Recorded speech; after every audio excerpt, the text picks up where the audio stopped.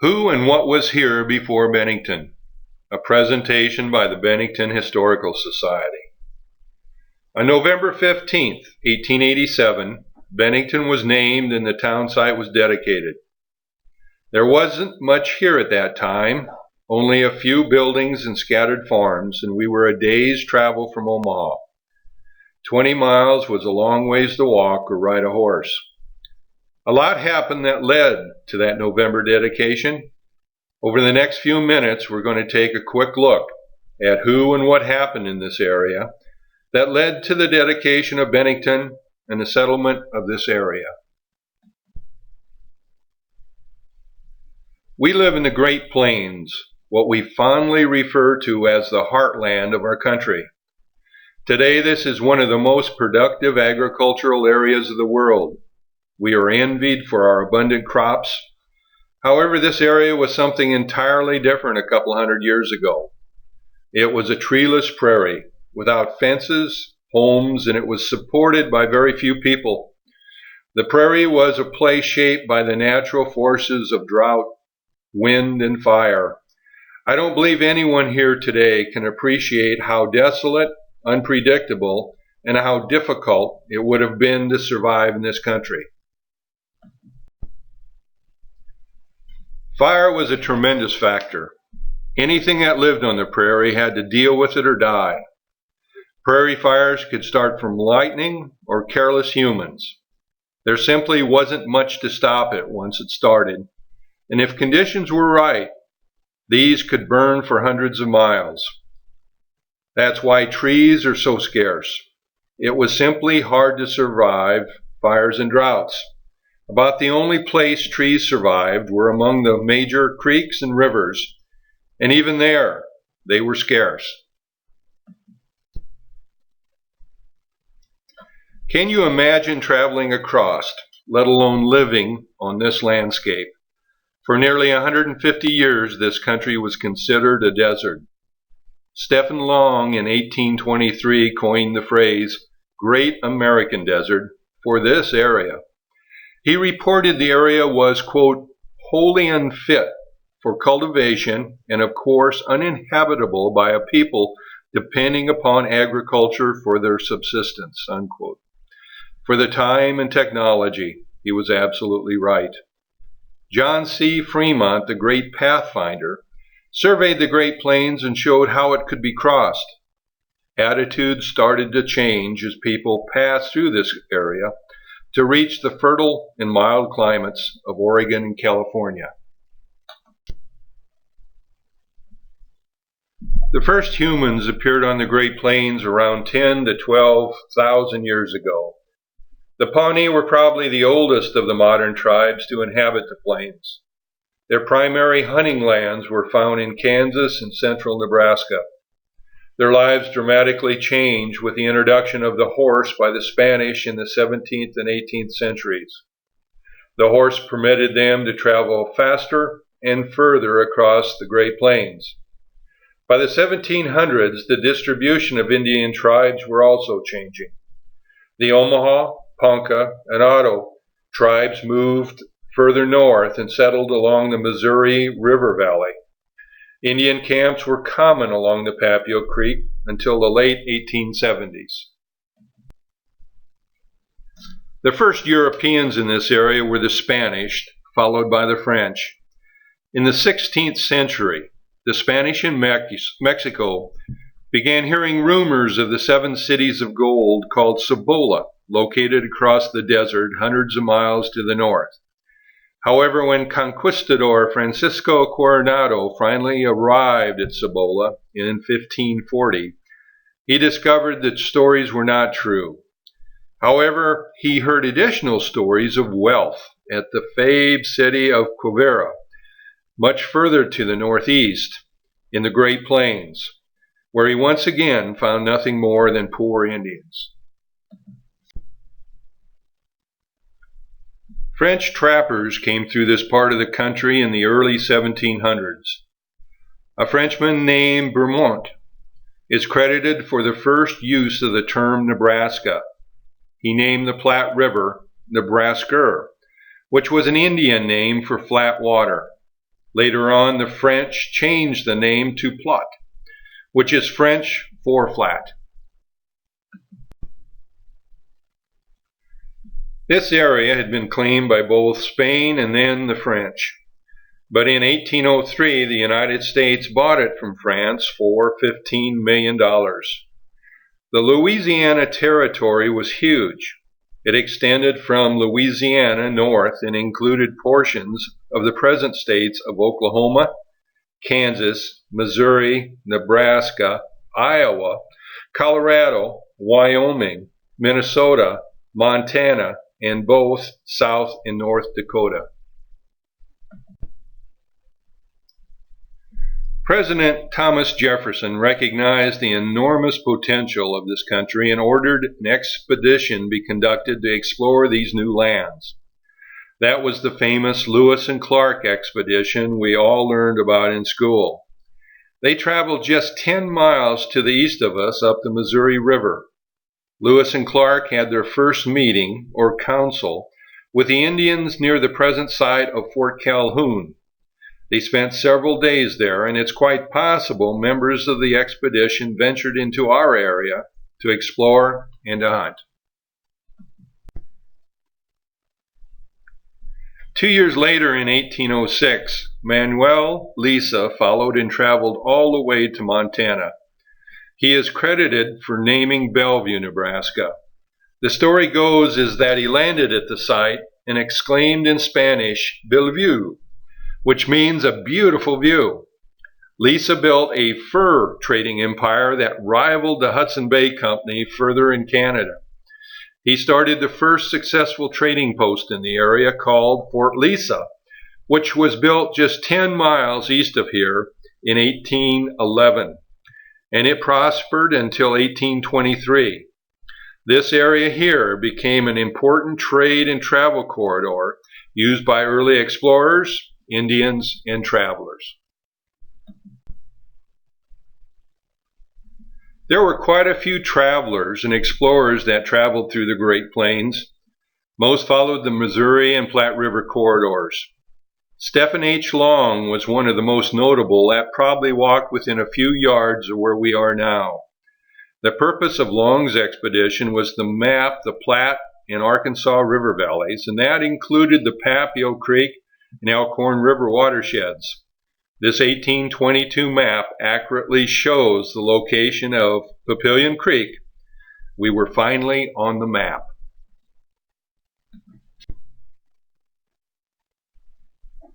Lewis and Clark reported to Congress that the United States needed to establish a fort in the West and recommended their Council Bluffs site. Congress appropriated the funds, and Fort Atkinson was built in 1820 on the Missouri River near the present town of Fort Calhoun. The fort was the largest in the western United States during that time. The fort was closed in 1827 in favor of building forts further south and west. The fort was reconstructed and today is a state park.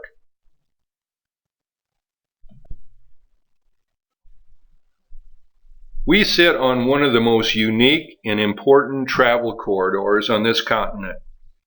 Within 10 miles of us, riverboats traveled as far west as Montana. Mormons and other settlers probably walked and camped on this very spot, and the Union Pacific Railroad laid its tracks less than 10 miles from here to complete the first Continental Railroad. When you think of it, this was a very important and traveled area.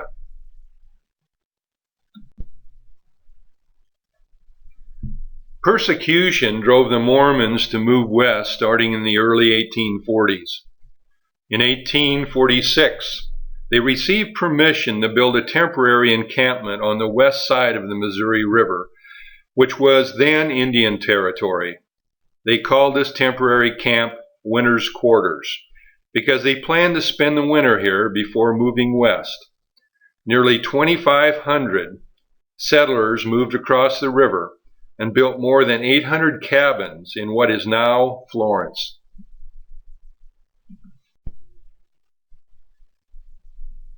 The Mormon Trail passed through the Bennington area. The first handcart brigade started west in 1846 and traveled fairly close to where Military Road travels toward Elk City. The trail in those early years could be better characterized as a corridor that avoided rough territory and followed the easiest route of travel. As traffic increased, the trail straightened until it's believed it eventually moved north to where Dutch Hall Road is today. Early wagon train diaries often recounted camping on the Papio Creek. Nearly 90,000 immigrants came through here between 1846 and 1860.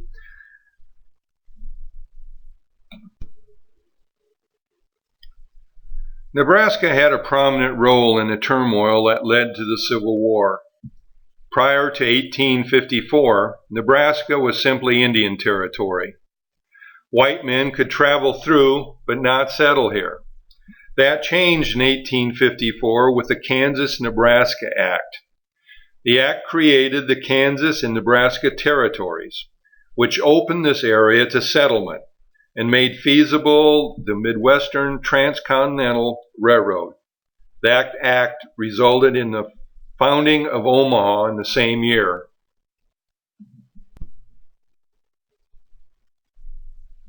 Some of the first Nebraska lands were given out as land grants by President Buchanan. The future town site of Bennington was given to soldiers in lieu of payment who had served in the War of 1812. The land grants were usually for 160 acres. We know of 3 soldiers who were given land here where Bennington now sits. They were Stephen Gerbit, Isaac Lillibridge, and Archibald Tuttle. These land grants had to be held for a year before they could be sold. In most cases, the land was sold after that year. We have no evidence these soldiers ever settled here. The Homestead Act of 1862 opened the floodgate to settlers. It had been proposed earlier by Northern Republicans, but blocked by Southern Democrats in Congress who wanted Western lands for slave owners. After the Southern states succeeded in 1861, the Republican Congress passed the bill and it was signed on May 20th, 1862 by President Abraham Lincoln. The 150th anniversary of the Homestead Act was celebrated at Homestead National Monument, which is located just south of Beatrice, Nebraska. Daniel Freeman filed for his homestead claim on July 4th, 1862. That same year saw the passage of the Pacific Railroad Act that transformed this country. The act provided for federal subsidies and land to help finance the building for the Transcontinental Railroad. By 1869, the railroad had successfully crossed the nation. Those tracks were only 10 miles southwest of us, through Elkhorn and along the Platte River Valley. That same year, the Fremont, Elkhorn, and Missouri Valley Railroad was organized. It was this railroad that eventually created Bennington.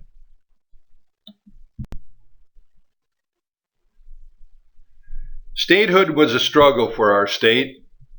A constitution for Nebraska was drawn up in 1866. However, it had a provision restricting the right to vote to only whites. Eventually, on February 8, 1867, the United States Congress voted to admit Nebraska as a state, provided that suffrage was not denied to non-white voters. The bill was vetoed initially by President Andrew Johnson, but the vote was overridden by a supermajority of both houses of Congress. President Johnson eventually signed the act, and on March 1st, 1867, Nebraska became the 37th state in the Union.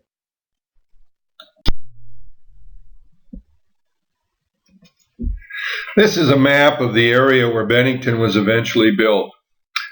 Railroads dominated the landscape by 1880, especially in eastern Nebraska. Spurs were being laid to capture a piece of the lucrative agricultural market. The railroad translated economic growth and prosperity wherever it went. It typically meant ruin for existing towns they bypassed. Not only could they lose their business, they could also lose their name. Let me give you a couple of local examples. Besides riverboat towns, some of the first landlocked towns grew up along old wagon trails. One of the first in this area was Elkhorn City, which started in the mid-1850s. It was directly west of us, about 20 miles from Omaha, or a day's drive over a rough trail by horse-drawn wagon. It was one of the last settlements before wagon trains dropped down into the Platte River Valley. Several pioneers recorded in the diaries of a large dairy there where they got fresh milk and cheese, which were both real treats in those days. Today that village is known as Elk City. When the Union Pacific laid its tracks west, it had to also build stations every 10 miles or so to pick up fuel and water for their locomotives, which were steam-powered in those days. Elkhorn Station was built in the mid-1860s, and before long a village grew around this stop. Soon Elkhorn Station had a post office, just like Elkhorn City, a few miles away. This became confusing, so the government renamed the settlement of Elkhorn Station Elkhorn, and Elkhorn City was renamed Elk City. This old 1880s map shows a wagon road that extended from Irvington northwest past the Hayes Post Office and continued to Bell Creek before going on to Fremont. Hayes was one of the first post offices in this area and was located in an old soddy shack located 2 miles north of the present site of Bennington on the Washington-Douglas County line.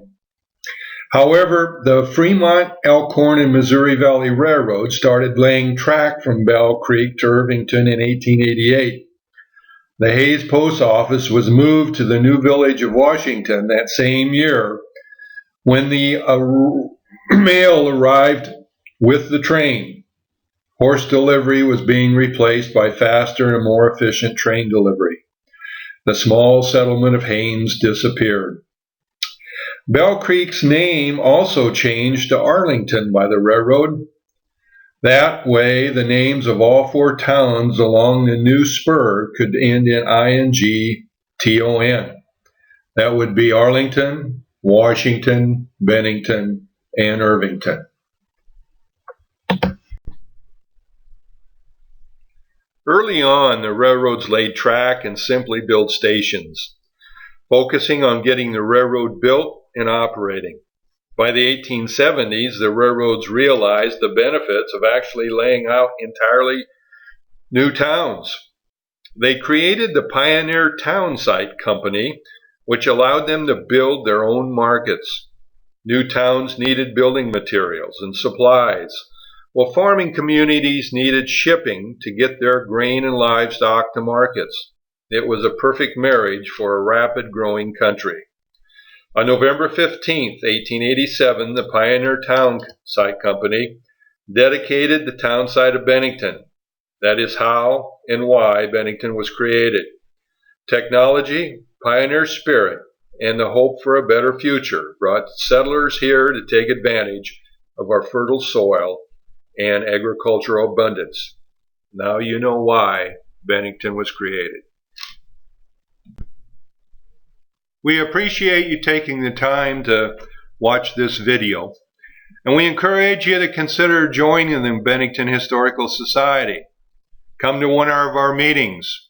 Society meetings are held the first Wednesday of each month at 6:30 at the community room located on the east side of Bennington's library. Thank you very much.